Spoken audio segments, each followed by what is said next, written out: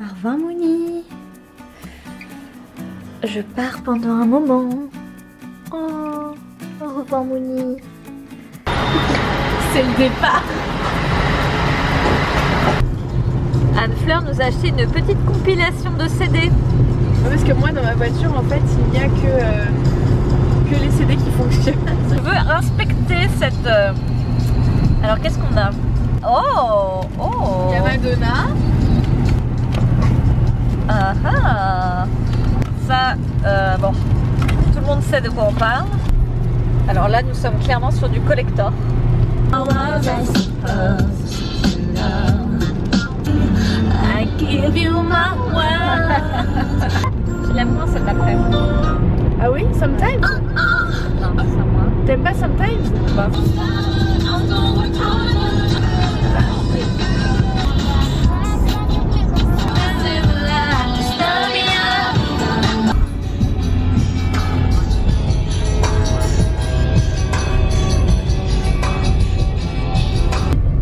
Rock aux sorciers. C'est parfait pour écrire ça. Ouais, c'est vraiment un village de sorcières écrivaines. Femmes puissantes. Ouais, j'ai toujours trouvé que ça avait une âme cet endroit. C'est si beau.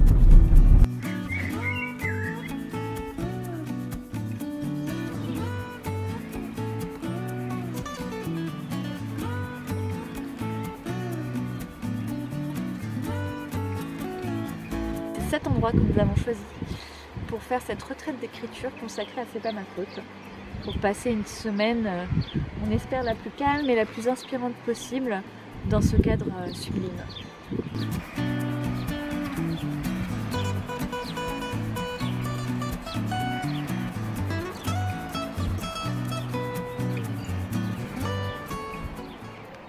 Le mode mamie est définitivement enclenché. Exactement, nous faisons un risotto sur Vivaldi, le printemps.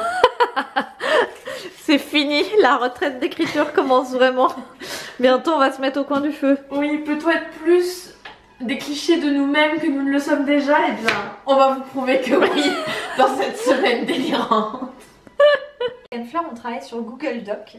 C'est-à-dire qu'on a un document de travail en commun et donc on peut voir l'une l'autre toutes les modifications qu'on fait en temps réel sur le document, ce qui est très pratique pour les relectures. Et donc là, Anne-Fleur doit écrire un poème.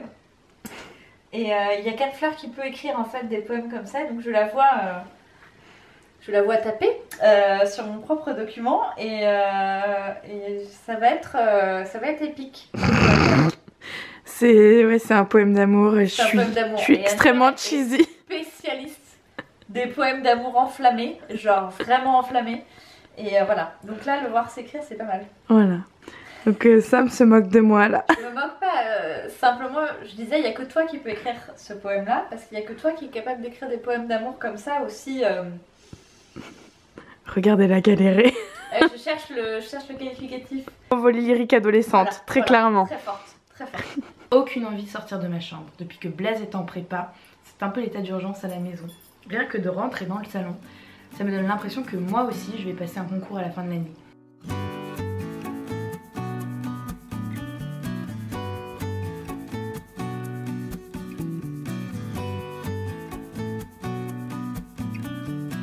Là, vous me voyez dans un petit cadre extrêmement cosy, absolument ravie, parce que je viens de mettre un point final à un chapitre qui est un peu central dans l'intrigue de notre roman. C'est un chapitre que j'ai eu beaucoup de mal à écrire et sur lequel je suis pas mal revenue, parce qu'il était très important dans le sens où il était vraiment en pierre de fêtage du roman, parce qu'il s'y passe aussi beaucoup de choses.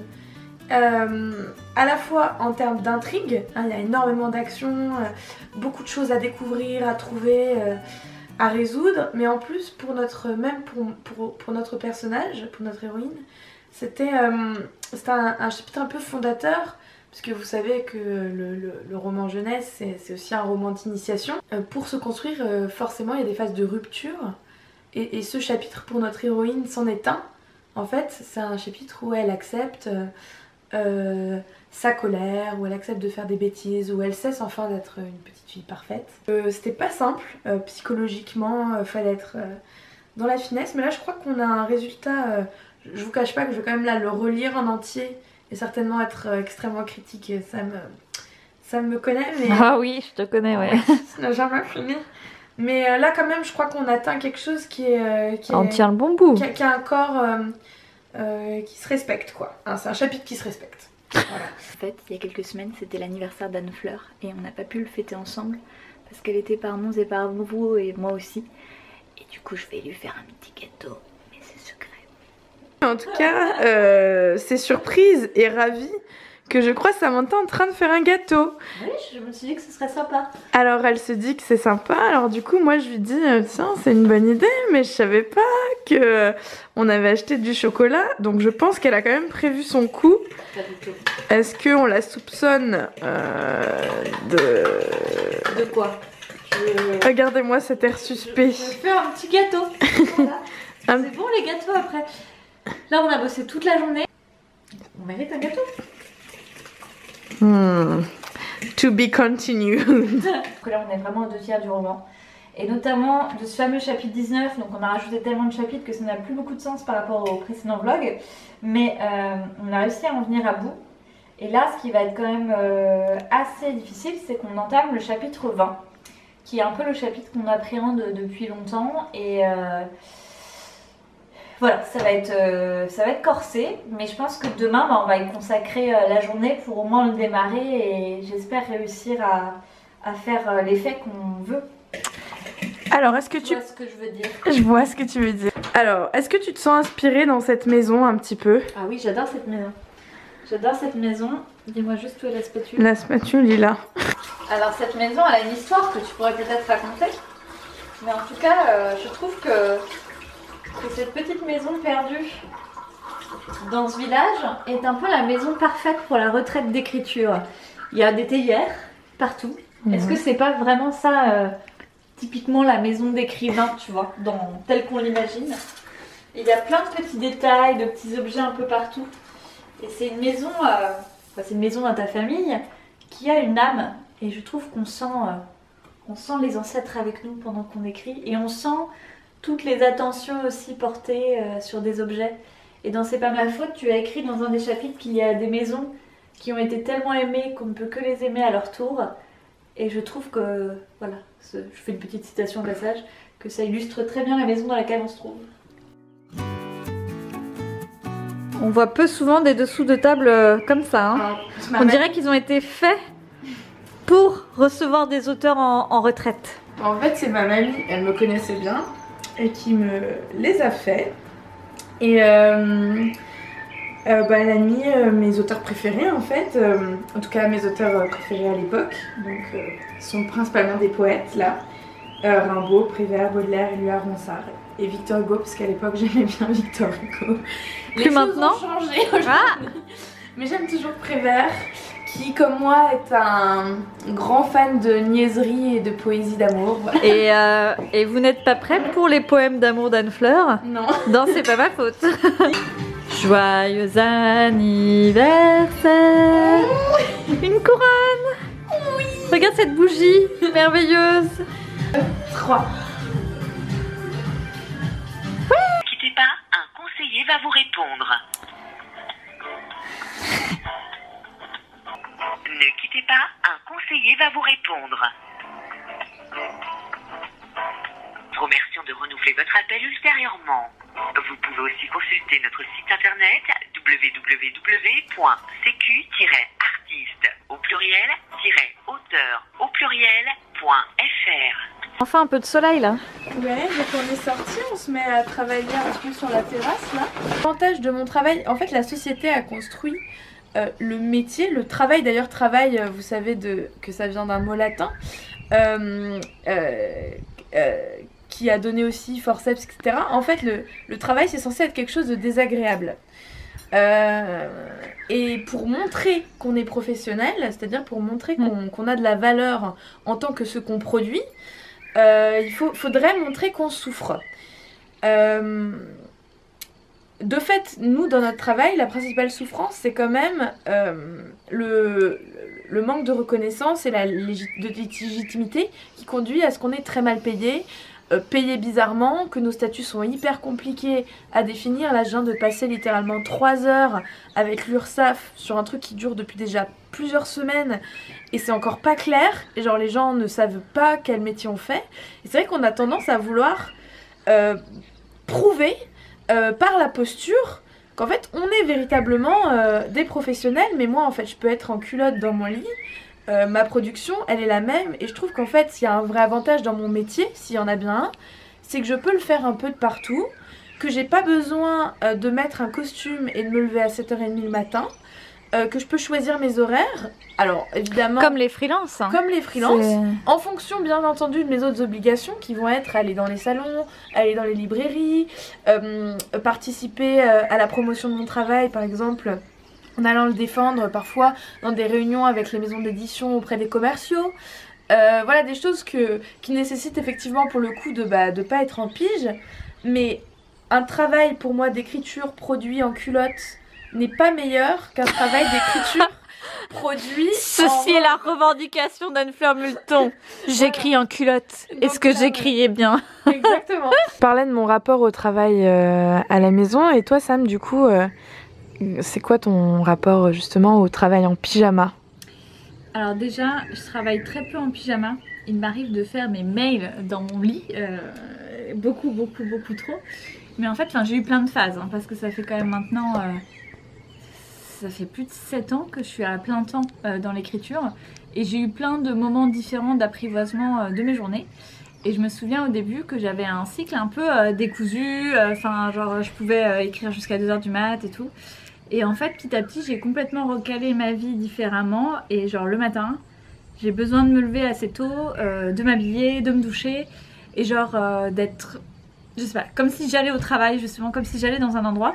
Et je pense que ce qui a changé, c'est que maintenant je vais de plus en plus dans des endroits. Enfin, vous l'avez vu dans ma semaine un peu typique d'autrice. C'est qu'entre la Ligue et la Charte, de toute façon, déjà mes semaines ne sont plus du tout comme avant, parce que je suis toujours par Mons et par Vaux.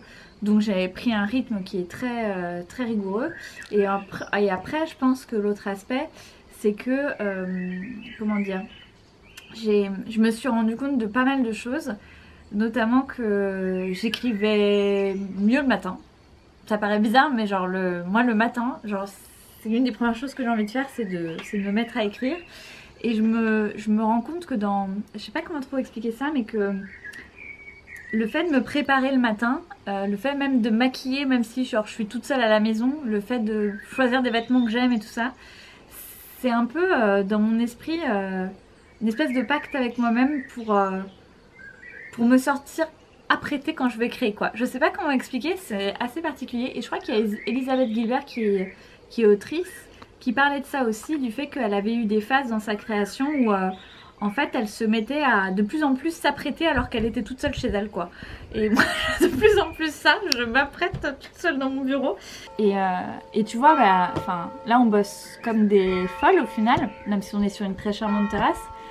Et je me rends compte, c'est dans ce que tu disais, en effet, c'est pas tant la tenue dans laquelle t'es ou l'endroit dans lequel t'es que l'effort que t'es en train de produire, quoi. Et là, je me dis, genre dès 8h jusqu'à 20h, et t'es là non-stop. Et genre que ce soit sur l'écriture de C'est pas ma faute, mais de passer là, comme on vient de faire, je sais pas combien de temps, dans des démarches administratives infinies où t'as envie de faire un sketch, genre ma vie d'artiste-auteur, quoi. Il y a plein de gens qui me demandent souvent, mais comment tu fais pour bosser puisque t'es chez toi, tu vois, et que tu pourrais faire plein d'autres choses. Mais nous, on a l'habitude aussi, en fait. Ah mais oui, mais je pense qu'on est en fait, on est ultra autonome. C'est ça. Dans notre façon de faire et de gérer les choses. J'ai pas eu de mail. C'est pas grave, on se débrouillera. Et elle marche...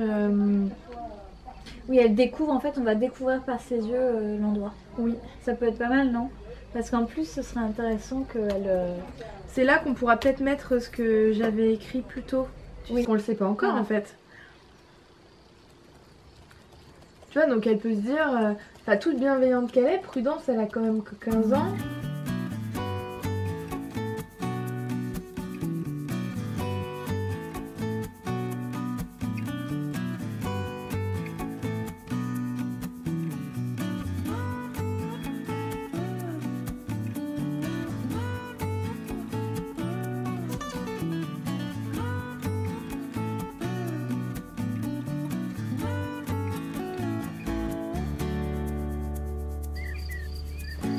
Bonjour. Vous êtes des sympathiques voisines.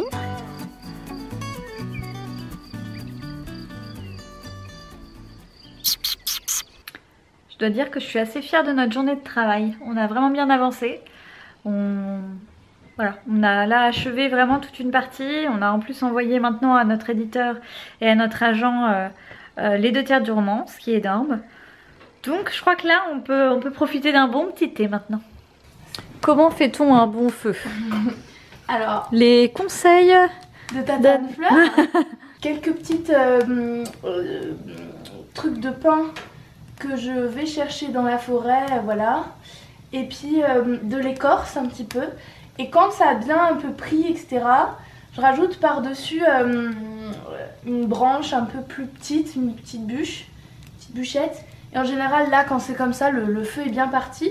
Et on voit que c'est bien parti parce que tout à l'heure, tu vois, il fumait beaucoup. Là, il fume déjà vachement moins. Ça veut dire que le tirage, il est parti en fait.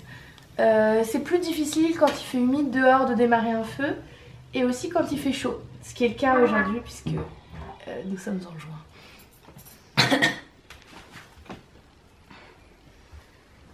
Ça c'est de l'installation.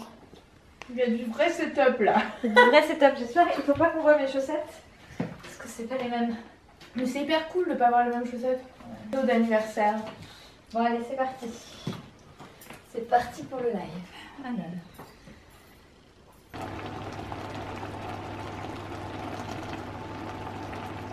là. Je suis assez contente parce qu'il y a un lieu dans notre intrigue sur lequel on a besoin de se renseigner parce qu'il existe vraiment. Donc faut pas qu'on dise trop de conneries.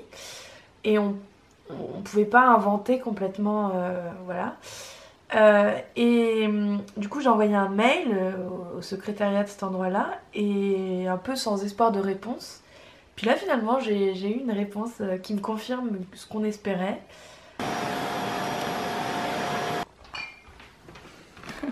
On rentre, c'est parti. Je suis très contente du séjour qu'on a passé. Après moi je suis très attachée, en fait on disait avec Sam, je suis hyper racine. C'est vraiment le qualificatif. Anne-Fleur elle est hyper racine. Voilà. Donc c'est le village d'où je viens et quand je pars ça me sert toujours entre les deux côtés quoi. Et du coup là on a mis Sam, comme elle est très très gentille et qu'elle sait que j'ai grave les boules, elle m'a mis Tokyo Hotel et du coup ça va bien.